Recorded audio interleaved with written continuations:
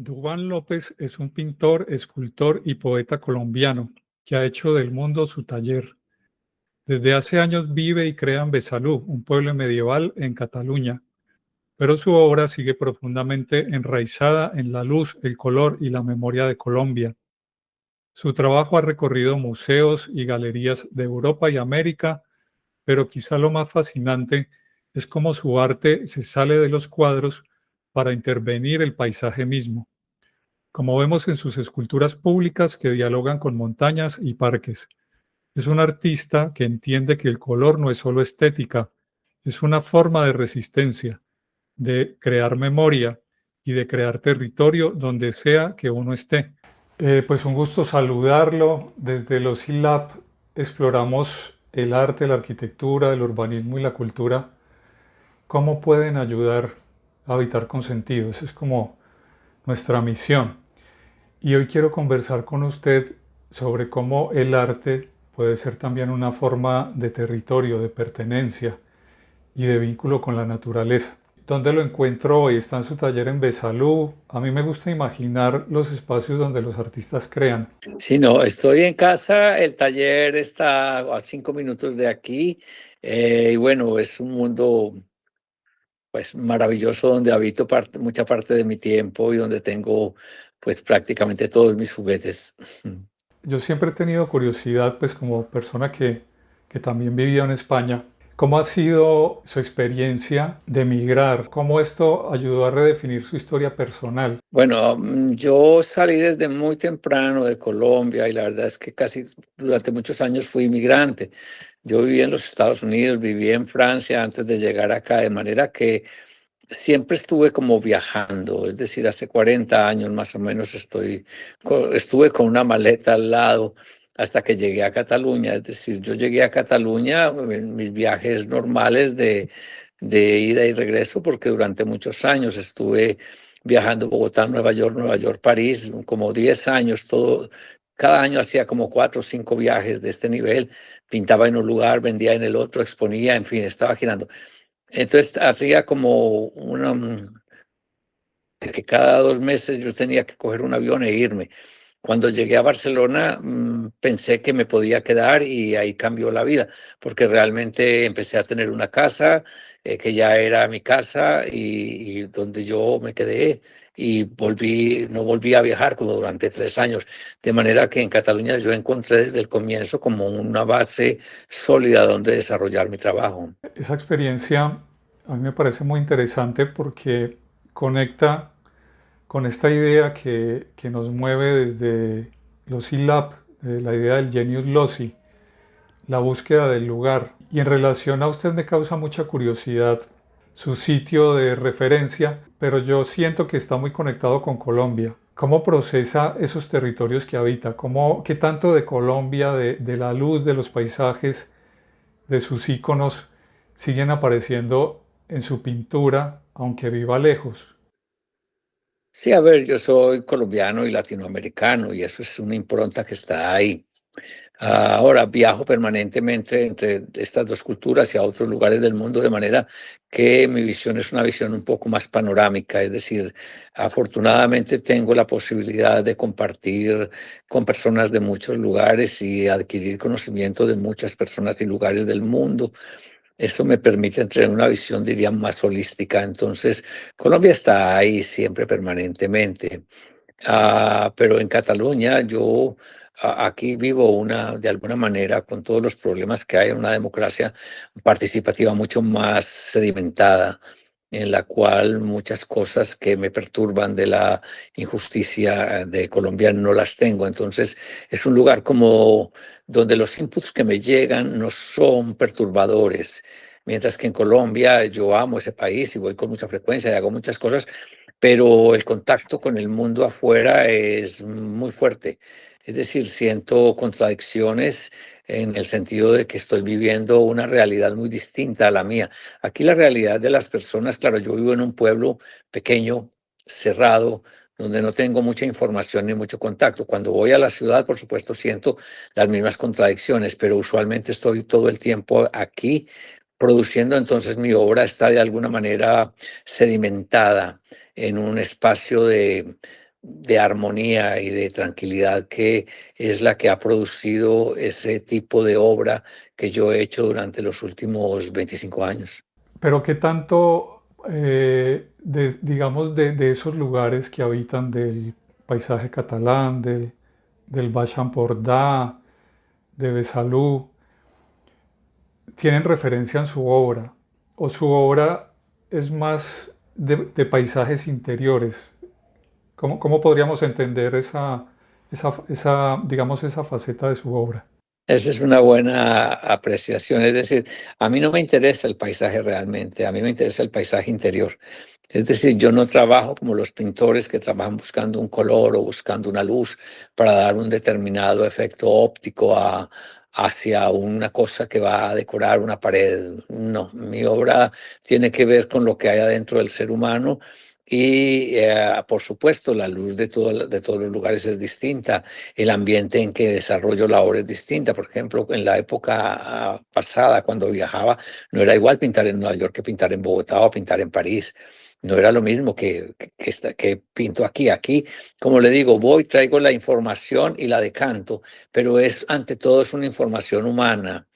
Yo creo que yo no soy un pintor a la usanza, es decir, mi búsqueda no es el elemento plástico solamente por la belleza, sino porque yo soy un pensador que pinta, yo quiero decir cosas. Y es la pregunta permanente la que me lleva a generar la obra que genero, pero teniendo en cuenta de que los lugares donde habito también inciden en el proceso y en el producto final que desarrollo. Entonces, yo no hago mucho paisaje ni pinto muchas estructuras. Es decir, mi obra casi siempre está centrada en el individuo y en la relación que él tiene con, con el mundo. Ahora, reconozco que ese contacto que el individuo tiene con los espacios, con la arquitectura, modela profundamente la psiquis del individuo y que no es igual una persona que vive en Nueva York a una que habita en el gueto debajo de un puente. Es decir, reconozco que estos espacios inciden directamente en lo que yo estoy buscando, en qué es ser humano. Cuando se habla de sus territorios interiores, me lleva como la idea de ese motor que impulsa a crearlos. Claro, yo como arquitecto tengo una gran admiración, por ejemplo, por la Bauhaus y he tenido la oportunidad de comentarlo con usted. Para usted el arte debe tener una responsabilidad entonces quizás social, espiritual, o debe ser una expresión libre simplemente. Yo no desligo el trabajo de ningún ser humano de los aspectos sociales, ni del aspecto político, ni del aspecto filosófico. Yo creo que cada uno, al hacer lo que hace, de alguna manera está inmerso en la corriente de la vida y está generando comunicación, está generando ideas que afectan al medio. Ahora, como artista sí creo que tengo una responsabilidad. Es decir, a mí se me ha dado la oportunidad, lo he tenido que luchar, pero de alguna manera la vida ha colocado unas posibilidades que mucha gente no tiene y que yo puedo usar. Eso me ha permitido acceder al pensamiento, porque el pensamiento yo creo que no es decir, que no es muy usual. La mayoría de la gente no piensa, está muy ocupada en maquinar, en conseguir. Entonces pienso que el artista como el filósofo, de alguna manera, necesita unos espacios donde haya claridad mental al no estar dedicado a la consecución de muchas cosas, a la búsqueda de muchas cosas externas para poder hablar de libertad o hablar de espiritualidad o hablar de trascendencia. Entonces, la obra en mí es un trabajo que tiende hacia la pregunta, reitero, sobre lo que es humano y el cómo podemos construirla. Entonces, mis proyectos en este momento están direccionados más que a la estética, que también la consigo, porque sigo teniendo, pues buscando que el espacio y lo que produzco sea lo suficientemente bello para caber en los espacios o para darle alegría a los seres humanos, pero hay una búsqueda mucho más profunda del por qué y el para qué del arte. Aquí menciona la palabra trascendencia, esa conexión mayor. Me lleva a nuestra conexión con algo más grande que nosotros mismos, la naturaleza. He visto que su obra busca dialogar con este concepto de la biofilia, ¿Por qué no nos cuenta un poco, así de manera lo más amplia posible, cómo es esta relación? A ver, esto es prácticamente una invención que hicimos cuando yo me encuentro con Concha Pinospe, que es una neurocientífica catalana. Nos encontramos y empezamos hace como 12 años o 15, ya no recuerdo. Empezamos a ver que teníamos puntos comunes, que yo percibía que la obra no era solamente un espacio plástico, sino que era un espacio energético. Siempre lo había trabajado así. Cuando ella llegó a ver la obra, ella buscaba lo mismo, decía que la obra no era un espacio pictórico de manchas y de líneas, sino que había una energía que conectaba. Entonces nos encontramos y empezamos a trabajar esto y hoy en día, después de muchas cosas, sacamos un proyecto que se llama Biofilia y Arte. Con ello demostramos que la obra, lo que yo estoy pintando en este momento, fundamentalmente un estudio que estoy haciendo sobre las selvas colombianas, porque yo viví en Urabá, en el Urabá antioqueño hace muchos años, y eso lo tengo muy dentro. Cómo estas obras generan bienestar. Entonces se hizo un proyecto en el cual yo pinté un cuadro que son 9 paneles de 3 metros por 2 metros cada uno, que es como un cuarto biofílico. Usted entra allí rodeado de selvas, mis imágenes de selvas colombianas, no son imágenes reales, son cuadros, pintura pura. Es decir, allí usted entra, se sienta, antes de entrar le conectan unos sensores, usted lo miden y miden sus niveles de ansiedad, de estrés. Cuando sale, está 9 minutos escuchando pájaros colombianos, pájaros del Quindío, o viendo esta obra y luego sale. Cuando sale usted ha cambiado, su metabolismo ha cambiado y lo miden.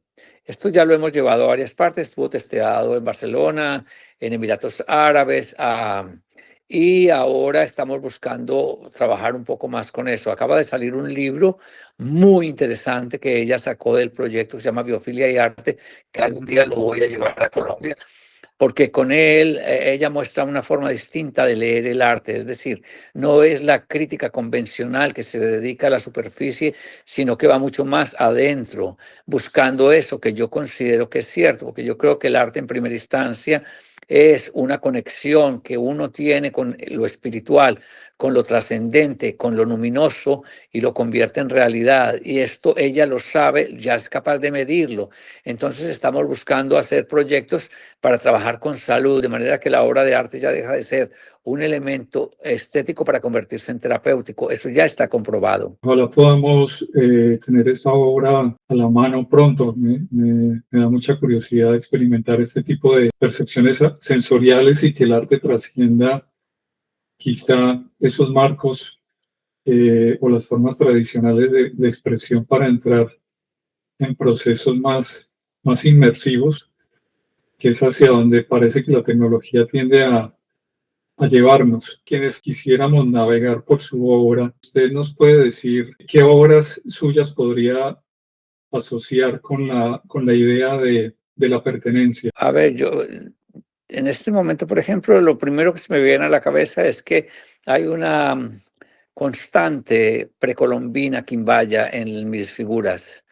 Eso está ahí y ha estado siempre, es decir, de vez en cuando aparece una conexión con los retablos sentados estos de los quimbayas. Es una cosa que está ahí permanentemente y me impresiona mucho y me gustaría mucho llegar a ese nivel en el cual la obra deja de ser un elemento plástico para convertirse como en una especie de talismán, una especie de fuerza energética, que es lo que genera esto. Entonces, hay cuadros en Quimbaya, hay un par de cuadros que tienen que ver con esto.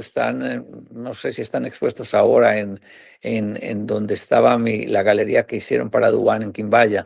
Por ejemplo, cuando hablamos de esos territorios interiores, de esos paisajes interiores, de pronto si hay alguna obra que nos pueda como llevar en esa línea, en ese camino. A ver, eso es una constante. De alguna manera, la obra permanece ese cuestionamiento. Es decir, mi obra no es una obra banal, porque yo lo que busco más que pintar es comunicar. De alguna manera, eso es distinto frente al pintor normal que busca el efecto del color. A mí el color y la línea me sirven para decir cosas. Entonces yo vivo en esta época, conozco el desarraigo que vivimos, estoy muy empapado de la problemática y investigo permanentemente todos los grandes pensadores, no los más media ni lo que me quieren contar. Entonces, mi obra está cargada de mensajes que dicen el cómo, y usualmente, pues la más de las veces no es muy agradable, porque tenemos que ser conscientes de que ya estamos perdiendo humanidad, de que nos están llevando a la cosificación, de que estamos dominados por unas fuerzas que no incitan a lo humano. Entonces, en muchas obras está la lectura. Es decir, incluso en obras que aparentemente son fáciles de ver, hay una hondura en la simplicidad que lleva a esa pregunta que, por ejemplo, que está en elementos muy, ¿cómo se llama? Muy visibles permanentemente, pero que no nos adentramos en ellos, en la boca, en los ojos, en el rictus, en las manos, que están demostrando una especie de tensión con la cual se comunica la gente. Es decir, yo creo que lo que busco y lo encuentro la más de las veces es comunicar ese estado, digamos, permanente de inquietud también y de por qué, para qué, cómo, de lo que hay aquí, sin que la obra, porque esa es una de las cosas que la vida me ha dado, tengo la capacidad de comunicar sin perturbar, es decir, no siendo obvio y no siendo vulgar para poder decir las cosas. Al tema de la Bauhaus y aprovechando este espacio, cuando usted desarrolló esta obra, que tuvo como ese vínculo, ¿cómo fue ese contacto con el tema de la Bauhaus? A ver, yo soy un pintor que no fue a la escuela, yo soy autodidacta, entonces nunca usé una regla, ni nunca usé una línea recta, ni nunca pensé en ángulos. Mi obra es una obra muy vitalista que tiene que ver con la curva y con lo, digamos, vibrante. En una oportunidad encontré unos trabajos de un alumno de Kandinsky que se llama Henry Neusch y me impresionó profundamente. Es decir, yo vi eso y yo sentí que ahí había lo mismo que yo estaba buscando y eso estaba hecho con líneas y con colores claros. Entonces empecé a hacer una investigación y desarrollé un trabajo con la premisa de pensar qué era lo que este hombre, si viviera en este momento con la información y los materiales que yo tengo, hubiera hecho. Entonces empecé a trabajar con metacrilatos y empecé a trabajar con plásticos y logré una obra muy sorprendente que llevé al museo de él en Alemania, y la hija, que todavía estaba viva, lloró frente a esto y decía: "Ese es como el espíritu de mi padre". Es decir, me contacté con él y encontré que en esas líneas también había, en ese rigor de construcción, también había mucho espíritu. Ahora, con la Bauhaus yo siempre he tenido una especie de admiración, no por el elemento plástico, sino por el elemento didáctico. Yo considero que Alemania le debe en profundidad a la Bauhaus el proceso de desarrollo que tuvo durante el siglo XX. Es decir, la Bauhaus enseñó otro tipo de percepción del arte y lo convirtió en utilitario, cosa que era muy necesaria. Entonces, es una cosa que a mí me gustaría profundamente que se diera alguna vez en Colombia, no como la Bauhaus, sino como una escuela que estamos soñando, como un museo escuela que estamos buscando desarrollar, donde esta cantidad de jóvenes que se pierden, esta cantidad de energía maravillosa que se va a la calle, pudiera ser productiva para el país y para el mundo. Maestro, yo siento que de todas formas en ese imaginario suyo hay un gran activismo político, en el buen sentido. Veo el arte como una especie de puente para ese tipo de manifestaciones. No sé si se le ocurre un camino o una apuesta para, digamos, llegar a materializar este tipo de proyectos. A ver, esto lo estamos trabajando hace rato con todas las dificultades que tiene el país, pero seguimos adelante porque la base, y me interesa mucho la invitación que usted me hace, porque usted trabaja desde la arquitectura y yo tengo un discurso sobre el derecho a la belleza. Yo creo que el espacio que habita el hombre cambia al hombre. Yo creo que la ciudad, cuando la ciudad respeta al individuo, el individuo respeta a la ciudad. Entonces es una cosa que allí no tenemos, es decir, no se hace el espacio agradable en muchos lugares. La pobreza prácticamente es la negación a lo bello. es la negación a la calidad. Y luego quieren que estas personas se comporten de una manera muy educada o muy civilizada cuando en realidad no viven de esa manera. Pienso que hay una mala gestión del espacio urbano, hay una mala gestión de los espacios donde el individuo habita, es una falta de respeto permanente por lo humano y es precisamente parte de la negación de la cercanía que por derecho tiene a lo bello y al arte.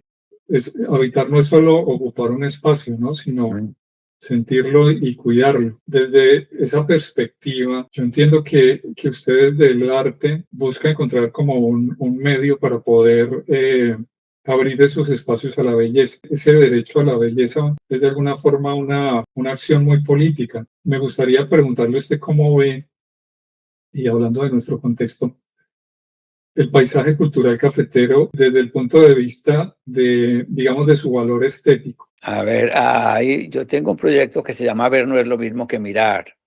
Yo creo que el quindiano no tiene conciencia del lugar que habita.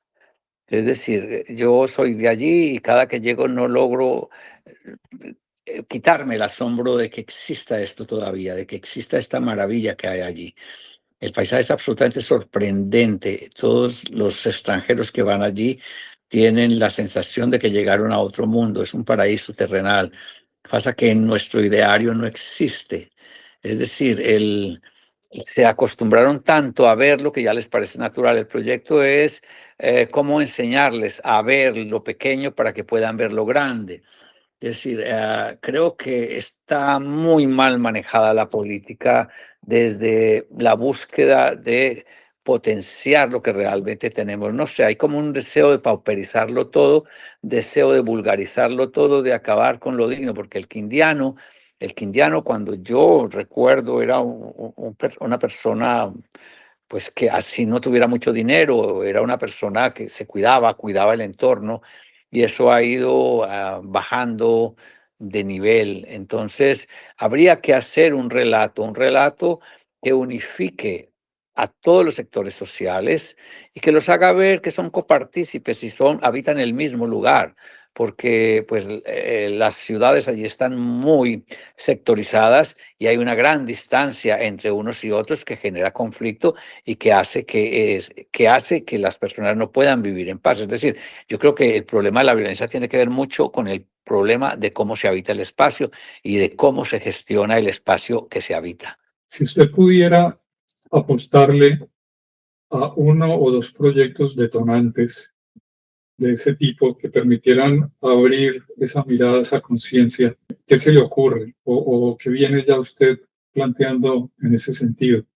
Yo tengo el proyecto hace mucho rato, el Maqui fue una parte del proyecto y el proyecto está ahí con los problemas que tiene porque la sociedad y el gobierno nunca han entendido lo que realmente es el Maqui. No tienen ni idea de que es un museo. No tienen idea de para qué sirve eso. Creen que el trabajo de nosotros es un trabajo para adornar paredes y no es así, es un trabajo para generar conciencia y generar identidad. El Quindío es un pueblo muy joven, acaba de nacer. Si nosotros no le dejamos a las próximas generaciones idea de lo que estamos haciendo, ellos no van a tener de dónde hablar, de dónde seguir. Eso no lo saben, es decir, son muy pequeños de miras. El Maqui es la prueba de eso. Y yo tengo la idea del Museo Dubán, que tampoco he encontrado cómo hacerlo. Ese museo no sería solamente un museo, sino una escuela museo, un lugar donde los muchachos, donde las personas jóvenes o las personas mayores tuvieran acceso y posibilidad de desarrollar las actitudes naturales que tienen y de generar tejido social. Que eso es de alguna manera lo que ha hecho el Maqui, porque el Maqui ha entrado a esos lugares con muchos problemas que hay allá y ha habido una especie de reciprocidad en el respeto entre lo que el maqui genera y lo que generan las comunidades que hay alrededor. Pero es muy difícil porque no tengo actores, interlocutores con los cuales hablar de cosas más allá de cuánto me gano, de cuánto es para mí, de qué es lo que yo voy a ganar, que no funciona así, porque el mundo hoy por hoy va de otra manera. El mundo, si no es cooperativo, pues no tiene razón de ser. ¿Conoce algún ejemplo, algún modelo que, digamos, haya implantado este tipo de acciones, sean muy pequeñitas, sean medianas o grandes, en otros contextos que puedan servir como de referencia, que podamos dar a conocer aquí, en este espacio del laboratorio de la ciudad, del territorio y del paisaje. Sí, hay muchos ejemplos. Hay uno que me llega a la cabeza en este momento, la de un artista de Buenos Aires que convirtió un barrio, no sé si era Plata o no sé qué, no recuerdo el nombre, que era un lugar problemático a muerte y mediante murales, mediante contacto con los muchachos, mediante darles actividades, esto cambió. Y hay muchos lugares en el mundo donde se hace, porque no es solamente pintar una pared, es lo que lo que eso lleva a que se apropien del lugar, a que se sientan más dignos, más eh, pertenecientes a un lugar y que ese lugar les pertenezca. Y yo creo que lo que hay que hacer con el arte no es solamente pintar, es hacerle entender a las personas que también pertenecen al entramado social y que son tan importantes como todos y que pueden generar cosas. Es una cuestión de oportunidades. Es decir, de cómo se colocan herramientas para que la gente trabaje, porque además se pierde una cantidad de energía enorme y una cantidad de gente que podría estar generando capital y capital social, capital económico, capital cultural. Entonces, yo pienso que lo que no tenemos es una visión clara ni una visión humana. Es decir, es una visión muy pequeña, es una visión centrada en el ombligo de cada uno. Hay una iniciativa latinoamericana del paisaje que propone una idea, la idea de la economía del paisaje. Eso que usted dice que ya se nos volvió tan habitual que no somos capaces de reconocerlo como un activo económico. Incluso, pues siempre estamos buscando el desarrollo económico, pero un poco a la manera de cómo lo hacen otros. No nos hemos dado cuenta de esa mina que hay que preservar, poner en valor, que es el paisaje como no solo como un alimento espiritual, sino como una forma de vivir. ¿Qué opina usted de esa idea? Sí, a ver, el arte, la cultura, el paisaje son elementos que generan economías, son elementos de desarrollo social. Pasa que hay que plantearlo primero desde la idea, desde la cabeza. Es decir, el conservar hoy es más importante que el producir. Eso no lo ha entendido el Quindío. El Quindío no sabe que ya está el marco, que ya tienen el lugar, que eso ya produce. Pienso en Costa Rica. ¿Qué hizo Costa Rica? Esto. Sí, es potenciar, es cuidar y es educar. Yo siempre he pensado que el Quindío podría, lo estoy diciendo hace 40 años, podría perfectamente dedicarse a volverse selva nuevamente y a que la gente esté muy educada, tenga muchos contactos con, con las nuevas herramientas y tecnológicas, y que valdría la pena que algunos empresarios del Quindío, gente que pudiera tener un poco más de visión, se enterara de eso. Maestro, bueno, y cuéntenos un poco cuál es su itinerario por estos días, cuándo vuelve a Colombia o qué otras rutas tiene por el mundo. Ahora, esta semana me voy a Lérida, una provincia cercana aquí, a trabajar piedra, porque tengo una exposición de esculturas que durará todo un año, esculturas monumentales, 2.500 kilos de peso, cosas de esas, que se va a tener en Playa de Aro todo el año, empieza en marzo hasta el próximo año. Y allí también tendré una exposición de pintura. Luego tengo pensado venir a Colombia para la Sierra Nevada porque tengo un proyecto en la sierra también. Y bueno, hay un montón de cosas por hacer. Ahora se está lanzando ese libro que le conté, se está lanzando en Sharia, y ahí se va a lanzar también en México. Vamos a tener la presentación aquí en Besalú, de manera que hay mucho trabajo y hay un posible viaje otra vez a Oriente porque estoy trabajando mucho allí, haciendo exposiciones, y bueno, siempre me estoy moviendo. ¿Tiene algún plan concreto en su próxima visita a Colombia? ¿Algún tema a tratar, algún proyecto a gestionar?